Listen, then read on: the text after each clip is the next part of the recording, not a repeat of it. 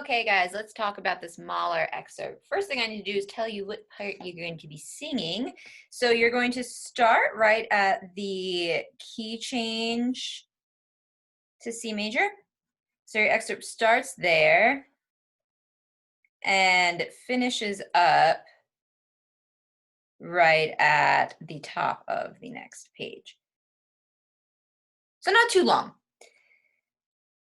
You're going to sing this for me on numbers. In case you haven't figured it out from the rest of the assignments, we are dealing mostly with mode mixture for what would have been module 3. Let's take a look at this excerpt then and find the chromatic pitches that are likely going to be a little on the problematic side potentially. So we'll talk right here. You've got some flat scale degree 3. You go back to diatonic 3 in the next measure, and then you get this flat 6 here. Now the flat 3 that we get is actually, if you look at the harmony, part of a mixture tonic triad. So we start out with a regular tonic triad in C major, so major quality, and then it shifts to a minor quality. When we get this flat 6 here, it's just in this instance an appoggiatura tone. It remains, so you kind of just hang out with this flat 6 for the next couple of measures. And then again, regular diatonic 1 with a diatonic scale degree 3 at the end of the phrase. Now, as we move along, so your first flat 6 is an appoggiatura, and then it actually does get harmonized as part of a mixture 2 chord once we're here. So if you take all those pitches that we're dealing with, you have a D, an F, an A flat, and you have C in the bass. So it's a 2-7 that's just inverted. If you remember from theory, and if you've listened to the mini quiz 3 video, I go into a little more detail on this. But your 2 chord, if you add modal mixture to it, goes from a minor triad to a diminished triad, and goes from a minor 7th chord, which would be here, to a half diminished 7th chord. So you have all those flat 6s there. When we get to the bottom of the page, we introduce a new chromatic tone in this B flat, which is our flat 7, and we also get a flat 6 directly after. And then last but not least, another new guy. This is not a mixture pitch. So when we're dealing with mode mixture, we're talking alterations to 3, 6, and 7, right? We do have a flat 2 in this particular phrase. And then let's talk about the last phrase of the excerpt, starting on the pickup to the second page. You are just cruising chromatically, so I wouldn't think too hard about it. This is similar to the one really chromatic passage in the Clara Schumann, in which you are just having to be really cognizant of your half and whole steps. In this case, we're just descending chromatically. And then you get a little bit more flat 6 here at the very end.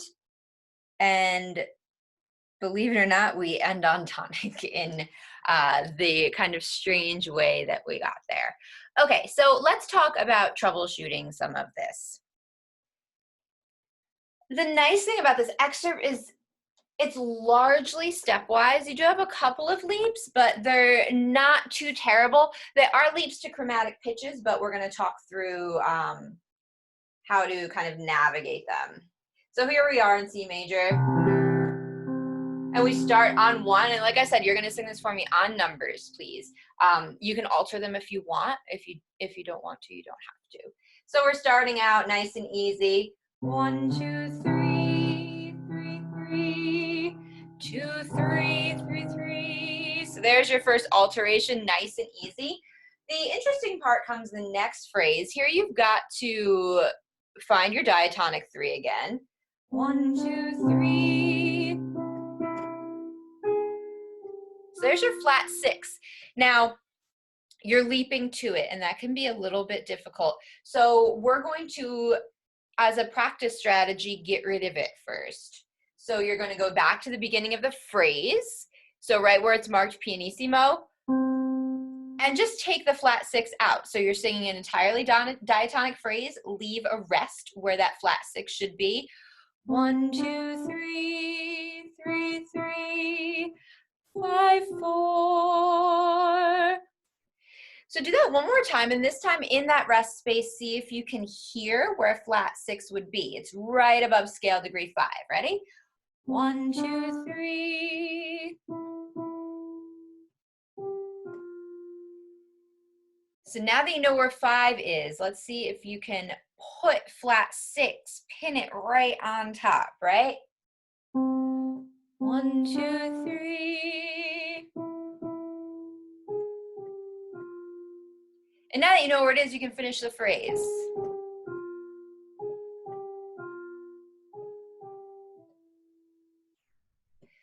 So that's a pretty easy strategy to get you to find that flat six. Don't think of it, if you look at it on the page, that leap looks really unfriendly, right? Don't think of it so much as this weird chromatic intervallic leap. Take the flat six out first, find 5, make sure you're really sure where 5 is, and then putting the flat six into that space should be a lot easier. Now let's keep that same strategy for this bottom phrase. You're starting out, again, diatonic. You've got to be careful with flat 6 and 7. So think about it. We're in C major, but we've got this passage that's using B flat and A flat. So we're maybe going to feel, especially if you've got no harmony underneath you, a little C minor right there. So let's start. I'm starting right on that next phrase on the bottom system. So you're starting on 5, 3, and whole step, another whole step.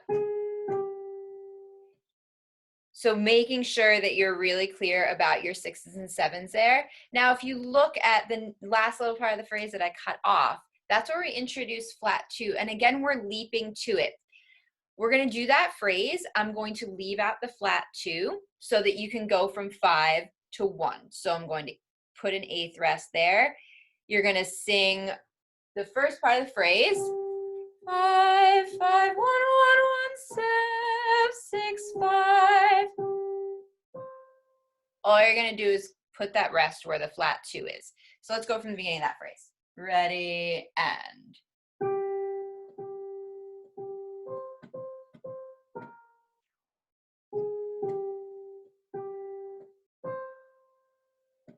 So you know where 5 is, you know where 1 is. 5, 1. Where's flat 2 going to be? Again, just like how we found flat 6, it is right above 1. So you know where 5 and 1 are. Now you just have to stick flat 2 right above it. So let's see if you can do that. I'm not going to play the D flat. I just want to see if you can hear it and sing it without having it. So this is from the same spot. Ready, and.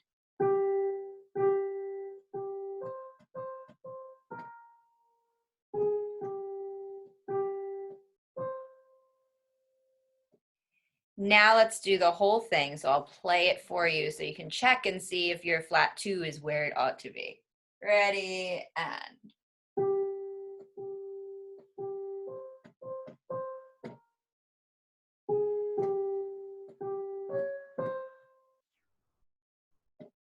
So again, great, easy practice strategy is pull out the chromatic pitch because you're leaping to it. So find your diatonic anchors on either side. In this case, it's 5 and 1, and then feed in the chromatic flat 2. Okay, the last little bit, like I said, is just chromatic descent. So you're back to diatonic 7 in the pickup to the second page, and then you are just cruising down by half steps. And then you keep flat 6 for pretty much for the rest of the phrase. So you never go back to your diatonic 6. And this phrase right here is very similar to how we ended this phrase here. So you've already done that. Be really, really clear about this being a diatonic 3 though, both times. It's really tempting to sing an E flat there. So be nice and clear that you have a diatonic 3 at the end of both of those phrases. Okay, so that's your practice video for the Mahler. Again, you will sing this on numbers while conducting for me. Your differentiation between a plus and a check for this one, purely dynamics and phrasing. So if you are going for a plus on this, I want to hear all of these hairpins. I want to hear some really nice phrasing, all of that fun stuff on top of having the pitches and the numbers all settled. All right, guys, thanks a lot, and I hope you're all doing well.